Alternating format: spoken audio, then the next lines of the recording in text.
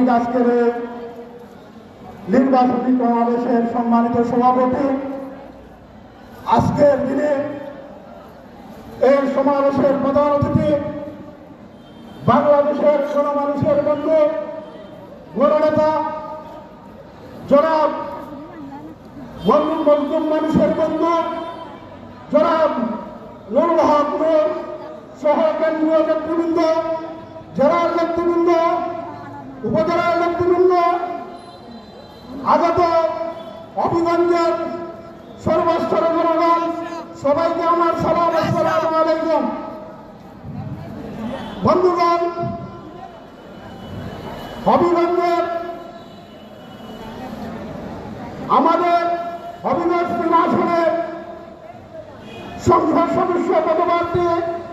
হবিগঞ্জের গণমানুষের নেতা চৌধুরী আশরাফুল রহমান ভাইকে আমাদের